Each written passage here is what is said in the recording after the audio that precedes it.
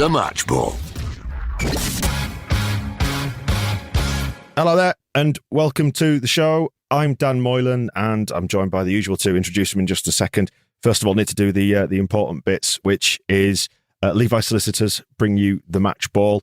10% off your legal fees. And that's levisolicitors.co.uk/the square ball. And the bit I need to remember is 15% off conveyancing until the end of September. So if you want to move house, run away from Leeds and never watch football again, that is the way to do it. I'm joined by Michael Normanton. Hello. And Moscow White's Daniel Chapman. Hello. All right, now I've gathered my thoughts together. I guess the first thing to say is best wishes to Harvey Elliott, because he's obviously broken his ankle by the looks of it in that game, which nobody wants to see. We'll get onto the red card in due course. Second thing I want to say was absolute credit to the fans for staying with the team until the end, despite being it's quite a difficult day. Mm-hmm. Fair to describe it as that. Right, red card. Well, it wasn't.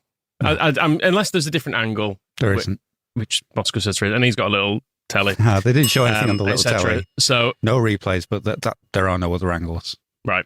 It looked a perfectly good tackle. The referee thought it was a perfectly good tackle until it became clear his leg was knackered. And it looks bad. Like the one clip I've seen of it, you can very clearly see his ankle is at the wrong angle for an ankle, which is a shame for him.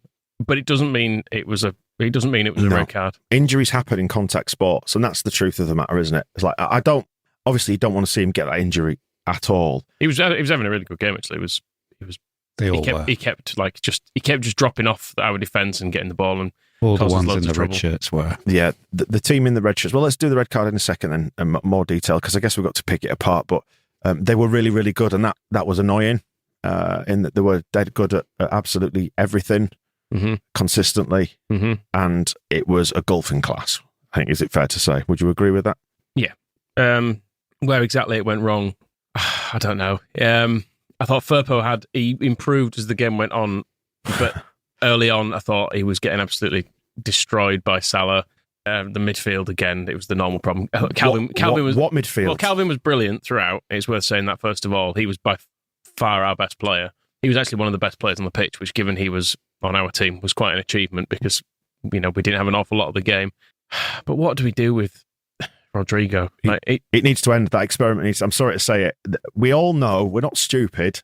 Bielsa's not stupid, but we've got to justify having a 29 million pound player in the team. We can't justify not playing him because we're not in a position to do that, are we? How many times can you be taken off at half time before you have to concede that maybe it's best to just not be there in the first place? And I know that maybe the option is Tyler Roberts, and I'm not, I'll hand over to Moscow, the main Tyler Roberts super fan. I'm not even a massive Tyler Roberts fan, but we are much better with him on as opposed to Rodrigo, and that is unfortunate given how much money we've spent on him. I think today was living proof of just the marginal difference in everything. That means we are where we are and they are where they are in terms of, I don't know, it's stuff like the decision making, the speed of thought, the accuracy of the passing. Just everything that we did today just went a little bit astray. Whereas everything they did today, it just seemed like it was planned from minute one.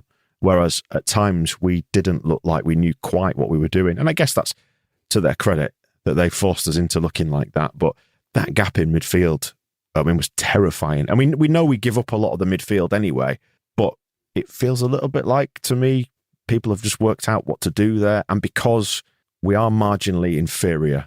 We're not marginally inferior. We're loads inferior, but they are the recent European champions and the recent Premier League champions. It's not fair. No, it isn't fair. It's not our fault. It's the Premier League's fault.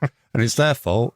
And I always feel like when you're talking about Rodrigo being a £27 million player or £29 million player, and he has to produce for us, there is that pressure on us. Whereas how many £27 million players have Liverpool got? That seems like that's probably a baseline. Did they pay that for Oxlade-Chamberlain just to sit on the bench and get an injury? I know, but what you're going to do is you're going to sit here now and tell me this is the way that the Premier League is and we just got to suck it up. But it's shit.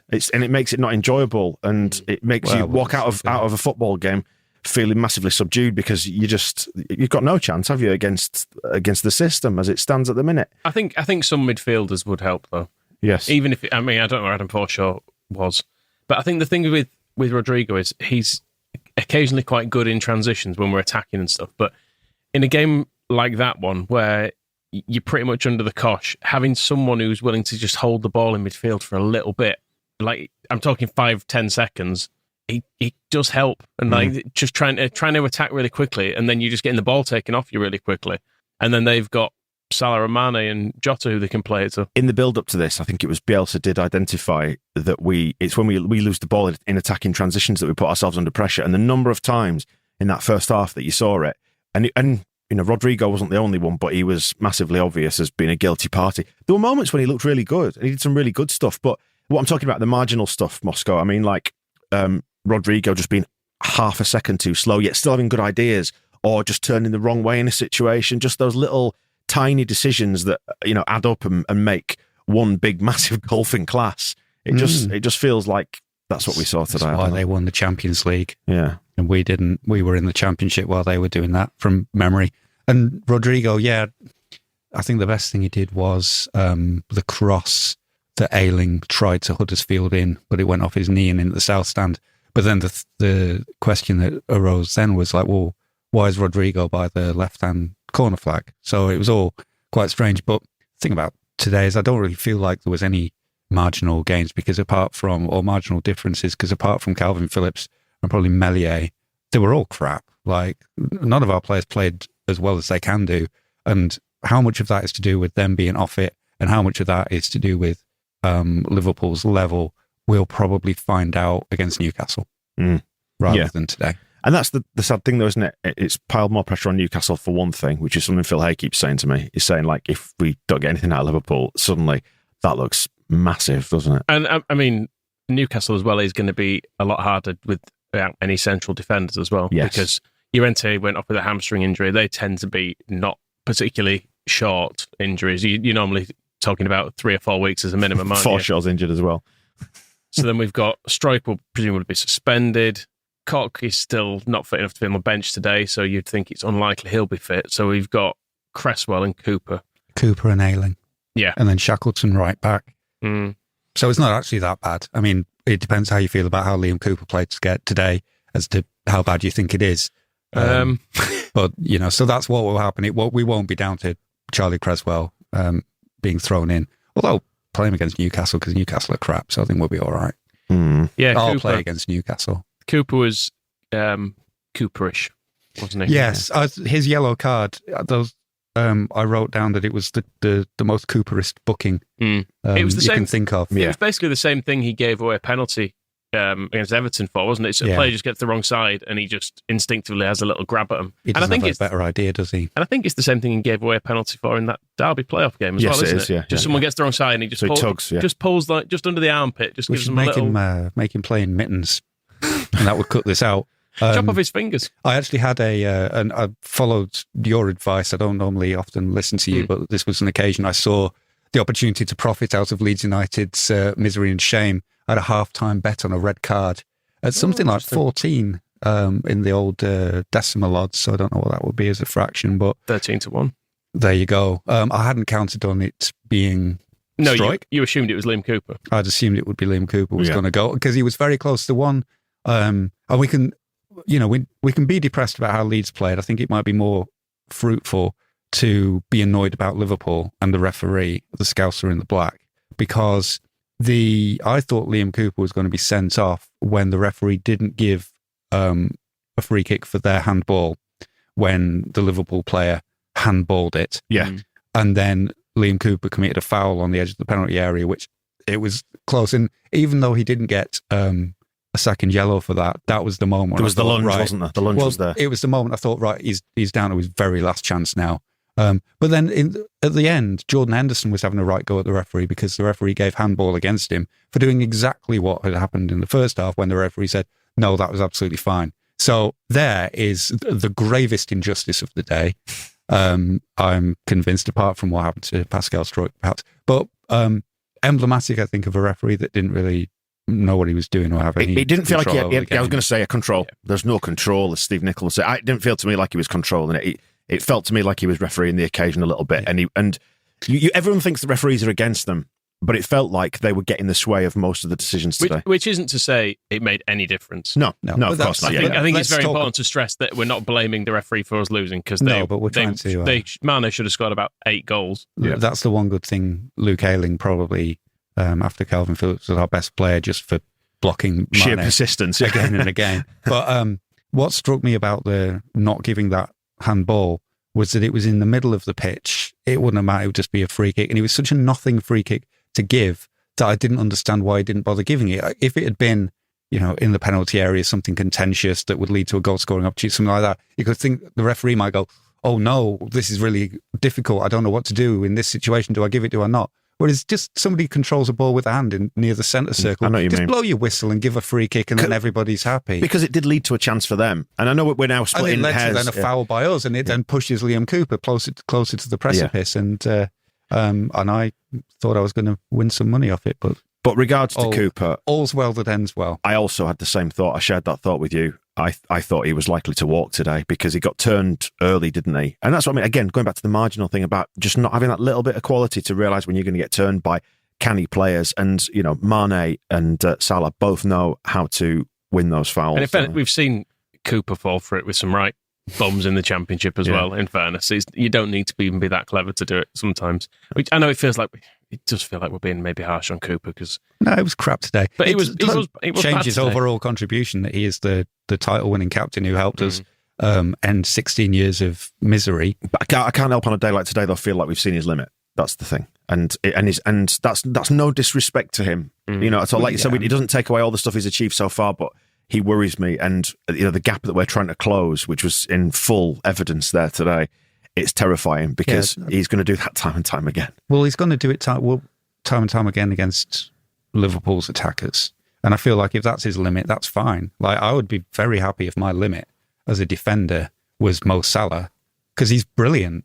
Yeah. Like, that's fine. Oh, no, I came up against Maradona and I couldn't deal with him. It doesn't mean you're terrible. It just means you're up against world-class players, and they make it really difficult for you to defend against them. And as I said, the test is more if who plays up for Newcastle, Andy Carroll, is getting the best of Liam Cooper on Friday night, then you're seeing his level is below where it should be. But if his level is not quite being able to deal with Mo Salah. It's not just that, though, but like the second goal, like I said to my dad, I said, look, at 35 minutes, we just need to get to half-time here at 1-0, and hopefully they'll sort it out at half-time. That was my hope, because we were getting completely mullered in that first half.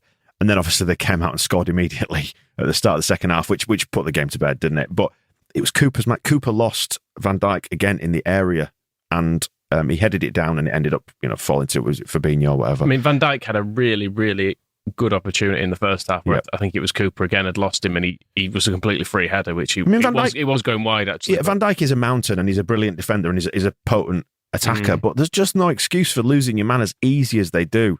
Yeah. The actual goal, I've no idea what really happened. Bamford's block is weak. Yeah. So it ends up giving 2 chances to whichever Scouse player. Noted Scouser Fabinho. Noted Scouser, yeah, scored it. Yeah, it's dropping, and maybe you kind of want to swap those situations round, because I can imagine if Cooper had been there, he would have charged at that ball and cleared it out and probably given away a penalty, I don't know. But Bamford, being an attacker, is not full-blooded into the clearance, and so it kind of hits him and then goes back to who is this person that scored? Fabinho, was him. It? Yeah.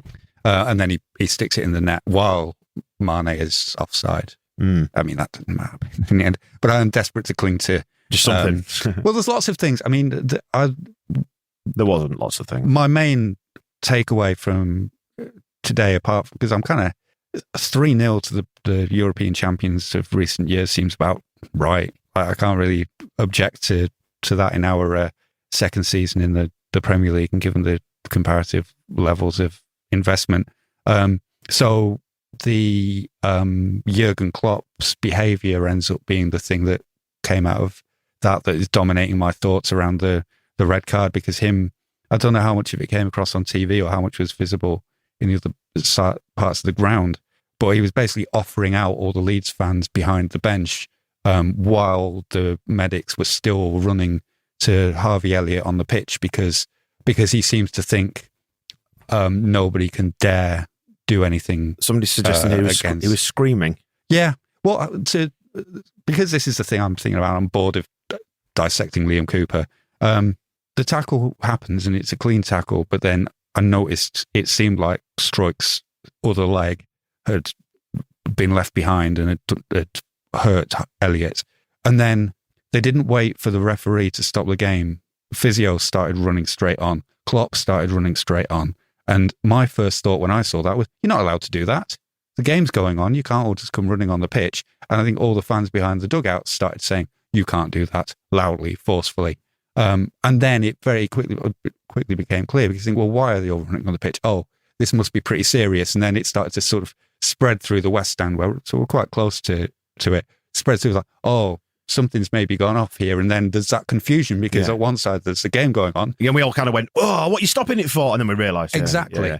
And so it's understandable from everybody's point of view that because it's a serious injury, they've gone on straight to do it. But because the fans behind in the stands don't have a close-up view of what's happening, they're all just confused. Why is this running on the pitch?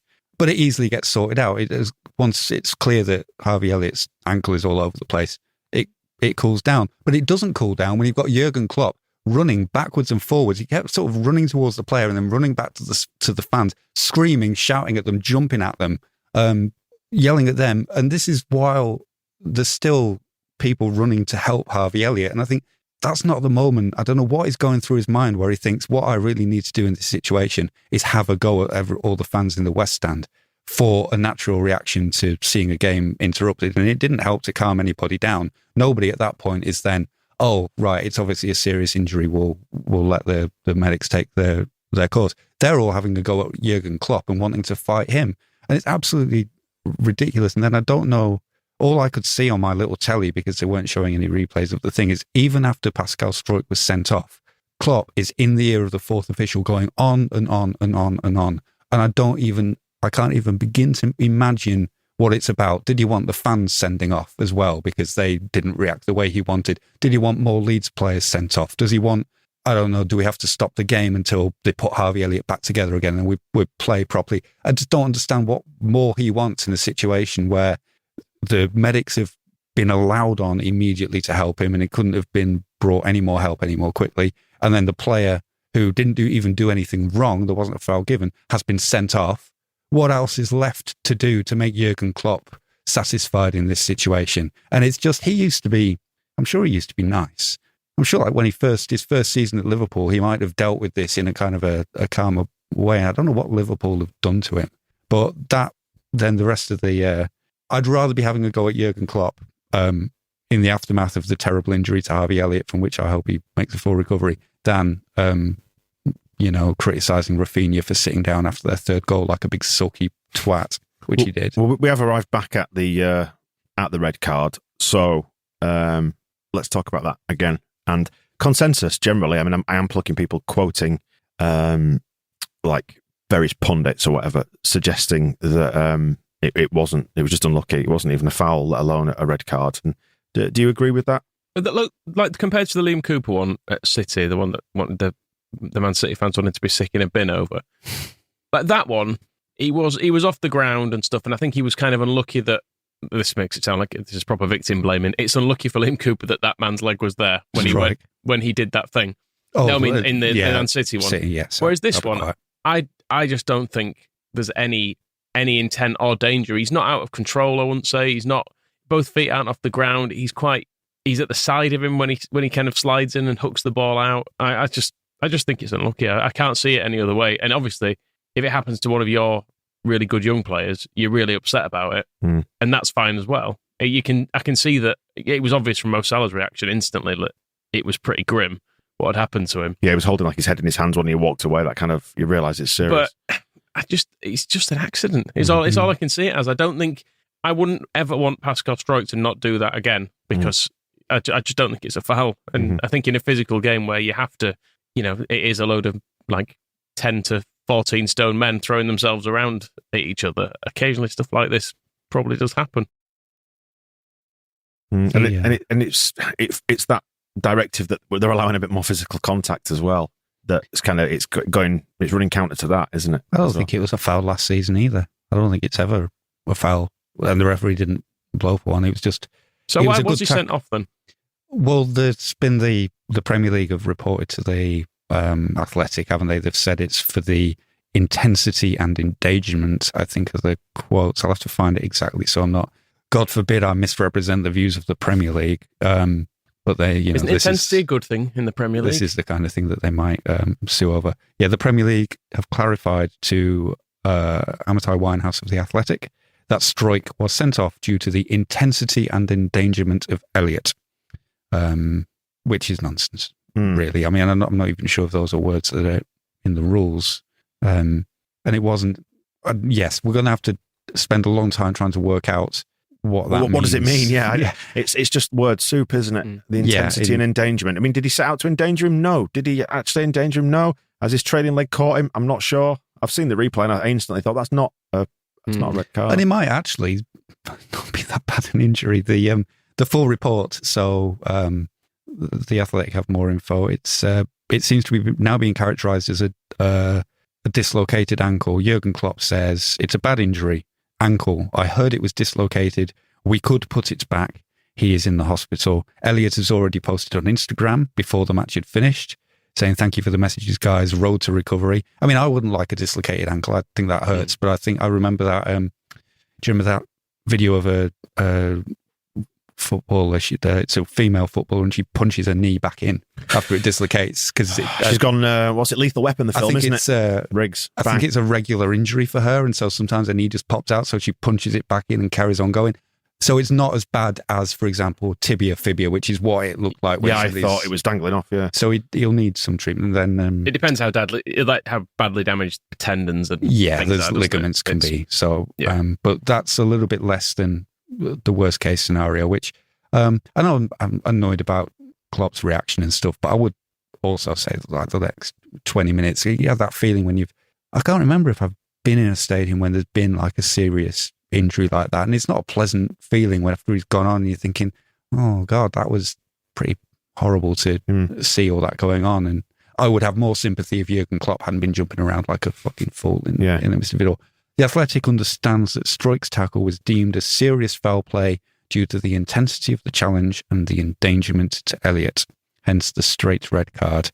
The first official, Craig Pawson, made the decision on field with the assistance of the fourth official, who was close to the incident, and it was confirmed after consultation with VAR. And I would say, is the fourth official allowed to do that? I'm not, and I ask that with pure intention. I just genuinely don't know. I think so. Okay. I mean, I would say that's fair. I don't agree with the outcome, but I think that's fair enough thing to do if the fourth official is standing right there when it happens. If the referee's going, no, I refuse to take your... So, but what I'm saying is that if the ref hasn't seen it or has deemed it all right, that's the point of VAR, isn't it? You don't... You're talking about another subjective opinion there. The point of VAR is it's the record of what happened. That's a subjective opinion as well, though. No, but if they said, come and look at it on the screen, and then at least the referee can... That's the point of it, isn't it? To go and verify. They did consult VAR, though, so I think they've said to... they've sent the message up going, are we right? And they've gone, yeah, you don't need to look at it. It's kind of because it's horrible. Don't look at it. His ankle's all over. Because a lot of the time they seem to give red cards on intent, don't they? Like if someone's gone over the top of the ball and not made any contact, they say, well, it's still a red card because it was a reckless tackle or whatever. But are you refereeing outcome or are you refereeing intent? Because it's outcome in this case, isn't it? Exactly. It's like it can be either or, it seems. Not our which words. Doesn't quite seem fair. The words of Gary Neville, who is one pundit that I saw being tweeted during the game when I was trying to find out, because I missed the red card, so I was trying to work out what actually happened, said he'd been sent off for the injury and not for the tackle. Right. And I think that was Neville's opinion. And on this occasion, I would say that Gary Neville is correct. And Calvin Phillips' team have tweeted out from Calvin Phillips' account saying, get well soon, mate, stay strong. So it sounds like the players are all... offering each other best wishes. And like I said, we don't offer him best wishes because you don't want somebody's we don't want to see leg all over the place. You want to see him playing football and losing to Leeds United. That would be the perfect outcome of the day. And there is also the fact that it kind of overshadows. Bielsa has been asked and talked about it at length, and it's kind of today was a really bad day for Leeds United because we were no good. Llorente's injured again, which is unhelpful because I thought in the half hour he was playing, he was really good. Cooper wasn't good. And I was about to say was sent off, but he wasn't. It's just my mind thinks he was. Stroik was sent off. So all those things are bad things to have happened to Leeds United. But obviously, it's nothing compared to what Jurgen Klopp will be going through right now when actually he just, he's dislocated ankle, I'm not bothered. Yeah. After he's trying to offer out the West Stand. Strange. And they're old people in that stand. It was strange, wasn't it? It had a strange effect on the game from the moment of the injury, because it was over as a contest anyway, wasn't it? We pretty much know that. We actually ended up having more opportunities when we had 10 men, albeit at the cost of looking completely porous at the back. It added a strange dimension to the game. They could have scored about another 5 after the red card, but it made us look more threatening going forward, weirdly. Yeah, and we still didn't create a great deal. I mean, the closest we came was that Bamford shot from about 40 yards, wasn't it? Which was going in. Which was a very good effort, actually. I thought Alisson was going to get to that quite easily, but at the end he was right, a last ditch palm over the bar, wasn't it? So, but I mean, we never created any. Did we create any really good chances? Yeah, Rodrigo in the first half. In that period though, where after the red, I can't remember if it was before or after the red, but Roberts had one just like Rodrigo, where they both needed to go either side of Alisson. Roberts did, but he also went around the post. He did his usual, I'm going to place this and it will be beautiful. 5 yards wide. Yes. And then Rodrigo was like, I'm going to smack this and it will be beautiful. Straight at his head. I think in the first half, there was something in the game for us in the first half, which did involve leaving a lot at the back for them. But my feeling before they scored, and maybe going right up to halftime anyway, was that this game was really exciting. There was too much Liverpool, but we kept coming into it and battering them for maybe like 5 minutes, and then it would be back at our end again, and we would some of the time. Well, they're so dangerous when we're attacking, because I mean, transition is a popular word these days among the football geeks. But I'm now starting to understand what they mean when they talk about transition, because counter-attack. Yeah, every time it broke down when we were in attack, the speed at which they got it up to the other end, and they were actually doing some fairly industrial stuff in terms of get it in that space in midfield and just drop it over our fullbacks. Both sides. Bring your central defenders up with the ball as well, because then they have an overload, and we have people are trying to mark. And the first goal, everybody kind of gets lost. Firpo doesn't notice that Alexander-Arnold, or maybe does notice and doesn't care, but Alexander-Arnold is unmarked over on the wing. Llorente is kind of in between nobody and nothing, and then kind of realizes he should be on Salah, but Salah's already ahead of him, and that's when just pulling out shape. Arnold is and I think I would looking at the replay, Firpo was quite slow at getting back after Alexander-Arnold. Once he'd gone round him, you're looking at him saying, "Oh, chase him then." He worries me. Well, Barcelona's an easy team to play for, because you just give it to Messi, and he didn't play for them very often. I think the gamble with Firpo, and I say that in the sense that every time you sign a player, it's a gamble, but the way the odds are with him is he was really good at Real Betis, and then he's kind of had some nonsense time at Barcelona, and if they get him back to the player he was then, with all the new stuff that Leeds will give unto him, he'll be brilliant. What are we, 4 games into the season? It's not happening yet. He just looks like, I mean, the note I've made is that he looks every inch like a player who's only just met the rest of them. That's still how he looks, unfortunately. Dan James had the same. Hey, we saw Dan James, woo. Yeah, fucking rubbish, wasn't he? No, I think the same applied to him. There was points where he was between 2 Liverpool players and looking for somebody to tell him which one to mark, which natural when he only turned up from Welsh duty 2 days ago, didn't he? So it's not surprising he doesn't know what he's doing. I thought James was fine, wasn't he, when he came on? I thought actually Harrison was a bit unlucky to be taken off, because I thought he was better than Rafinha, I thought, today, but I guess Rafinha has a bit more. He's got threat about him, hasn't he? Yeah. But we got sulky Rafinha, didn't we? He was sulking today. There were a couple of times when he was caught offside and stuff as well, because he couldn't be asked running back, and there was one where they were breaking and he should have just followed Mo Salah, but instead he just sort of went losing anyway. And that was annoying. And the third goal was he just stayed sitting down for ages until the ball was basically back on the centre spot. Both teams are in their respective halves, and he's like, "Oh, I guess I'll play the rest of the match then." Fine. Little flounce. And he can do that because we know his personality from the stories at Rome, when he's all about winning at all costs and he hates losing, and that's fine. But then when he had a chance then to, in injury time, to put a cross in towards Bamford, I think it was rubbish. So you can't have it both ways. It's kind of, I will indulge players doing things badly. My support of Tyler Roberts is an absolute test case for that. But not with the other side of it. You can't throw a massive attention-seeking sulk and then also not be the best player on the pitch, basically. It can't work like that, unfortunately. Really, he put the work in, and that's one of the important things as well. He's still putting the work in even at the end, you know? Yeah, to an extent. When we were getting absolutely, when we were hammered. But Jackie, I would agree. Our best moments, in fact, in the second half came when we were switching to Jackie Harrison, and that first touch is obviously beautiful. There was one, probably maybe the best bit of the game for us, when he, beautiful first touch, beats his man into the box, Stuart Dallas. Kind of went behind a pillar, but I got the impression that he did like a full Diego Maradona turn into some kind of Zidane move, came out of it like Messi. And that was then, I think, what led to Tyler Roberts' shot going wide from memory. That bit was good. And best move of the game. The frustration with Jackie was that he didn't keep taking Trent Alexander-Arnold on, because in the first half, he dribbled round him brilliantly and almost set up a chance for Junior Firpo. So we did have some good openings in the first half, and they came when Jackie took his man on. But then he spent so much time looking inside and trying to cross to Rafinha, trying to find him on the other wing. And I don't know if Bielsa has said that the way he set Leeds up didn't help our attackers to shine. And I wonder what the instructions were and whether they were different, because Meslier not releasing the ball quickly was another feature. Didn't he looked frustrated by that, though, quite often, because there was never an outlet. Well, there was one, but he saw Rafinha towards the end of the game, and this is two grumpy people then, but Rafinha starts running after a Liverpool corner. Mellier's caught it, and Meslier sees him, is about to go, and then goes, no.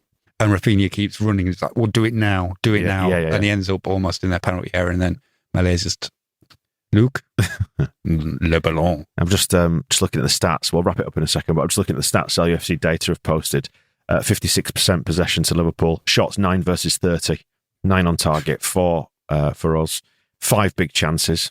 There was 24 chances versus 7, and this is the big one. Final third passes, we did 55. They did 106. There was a point in the first half where it felt like they had a 5 or 6 minute spell where they basically created a chance every single minute, and it was really hard to watch. I was just like begging for half time at that point. I was thinking, how on earth are they not further in the lead here? Yeah, the number of red shirts in our penalty area at some points towards the end of the first half.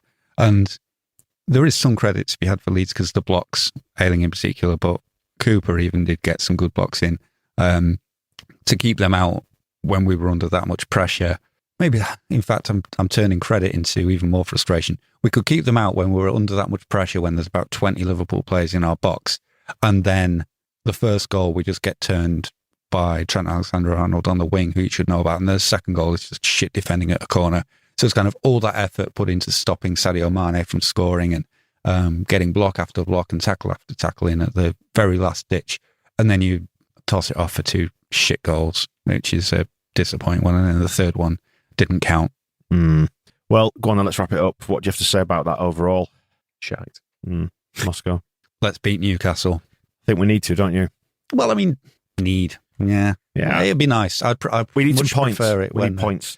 We do, yeah. And I always prefer it when Leeds United win games. But yeah, let's win. I mean, I thought we'd lose today. It was you two being bloody positive. Well, I thought we'd lose. I just hoped we'd win. That's the difference. I can accept that we might not win against really good sides, and that is frustrating, but sort of also okay sometimes. I think there are underlying concerns though after today, but in terms of the midfield, we don't have a midfield. Yeah, that is and it's like it's glaringly obvious. And I'm an idiot. I'm an idiot, and I can see it. Yeah. So I mean, at the moment, Tyler Roberts seems to be the answer, and the old what is the question? If Tyler Roberts is the answer, how much more solid did we look in the second half of last season when we had actual midfielders in there? When we let's say Dallas, Click, Phillips, we'd have sort of at 2 from 3 or whatever. I don't know where Dallas has to play on against Newcastle. He might end up at right back potentially, or Shackleton will be there. Ayling will be central defence. It'll be Dallas in midfield, Firpo left back will keep playing there until he gets good. Maybe Click will come in instead of Rodrigo, or you just keep take him off at half trying time with Rodrigo and take him off at half time, or you start with Tyler Roberts and say, well, let's see. I think Tyler Roberts. I mean, I don't want to talk about Tyler Roberts because we always do. I don't think he's made any game worse so far this season when he's come on. So why not start him in a game and see if he can justify that contract? And that's that's kind of one of the things about the season to come is, we're not winning the league. This is probably news and not news, but the extent to which the team that starts the season will be the team that ends the season, because will Tyler Roberts take Rodrigo's place? Will Shackleton take Ayling's place? Will Charlie Creswell take over from Liam Cooper? Are Gelhardt and Greenwood going to come into the team? Somerville is quite clearly second choice. He's one of the subs for wing changes, so we're going to see him this season. So there will be changes. Just foreshore and his muscle injuries are going to mean that some places just have to stay the same. We shall see. Well, thanks for joining us on this one. We'll see you in a bit. The Match Ball.